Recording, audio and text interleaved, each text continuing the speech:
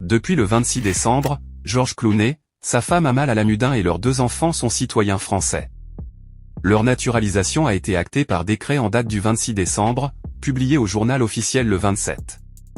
L'acteur, qui passe beaucoup de temps en Europe et singulièrement dans notre pays, n'avait pas publiquement fait état de sa demande. Mais, comme beaucoup de professionnels de Hollywood, l'acteur vit de plus en plus mal la politique menée par Donald Trump dans son pays. La famille a déposé une demande officielle auprès des autorités varoises, où ils ont une propriété à Brignoles depuis 2021. En même temps que George Clooney, son épouse Amal Alamudin et leurs 2 enfants, Alexander et Ella, sont devenus français. J'aime la culture française, et votre langue, même si je suis toujours aussi mauvais après 400 jours de cours, avait expliqué George Clooney au micro de RTL, début décembre. L'endroit le plus heureux pour nous, c'est cette ferme où les gosses s'amusent, comme j'ai pu le faire étant jeune dans le Kentucky. J'aime vraiment ce que nous vivons là-bas, avait-il ajouté en évoquant leur propriété varoise. Ici, on ne prend pas de photos de nos gamins. Il n'y a pas de paparazzi planqués à la sortie de l'école. C'est primordial pour nous. Je voulais un endroit où nos enfants auraient la chance d'avoir une vie normale. C'était vraiment la raison principale. Achetée en 2021 par le couple, la propriété comprend un corps de bâtiment du XVIIIe siècle planté au milieu de 172 hectares de terrain, avec piscine et cours de tennis. En mars, le président des États-Unis avait qualifié la star d'acteur de seconde zone, après que le comédien a fait connaître ses inquiétudes concernant la liberté de la presse aux États-Unis.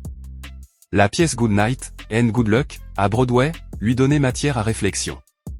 Adaptée du film qu'il avait produit, elle consiste en un thriller mettant en scène des journalistes face aux arcanes du pouvoir américain. Selon Clooney, le message est que la vérité et l'intégrité journalistique résistent à la peur de la désinformation. Un discours qui trouve des échos dans l'actualité avec un « gouvernement aime infliger des amendes ou utiliser les entreprises pour rabaisser les journalistes et les effrayer », a-t-il estimé au micro de CBS. Fervent démocrate, l'acteur ne regrette en rien ses propos, même après les moqueries de Trump. « Je m'en fiche qu'il me traite d'acteur de seconde zone », avait répliqué George Clooney sur CBS. « Je connais Donald Trump depuis très longtemps. Mon métier n'est pas de plaire au président des États-Unis. Mon métier est d'essayer de dire la vérité quand je peux et quand j'en ai l'opportunité. » La star de Ocean's 11 se dit consciente que cette idée ne peut pas plaire à tout le monde. La preuve, Elon Musk a déjà dit ce qu'il pensait de moi, plaisante-t-il. L'acteur rappelle avoir le droit d'exprimer sa vérité, même si elle est contraire à celle des républicains.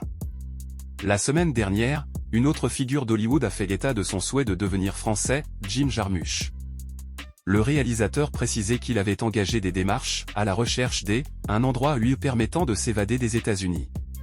Les démarches sont en cours, a-t-il déclaré à France Inter. Je suis un peu en retard, mais oui je vais le faire.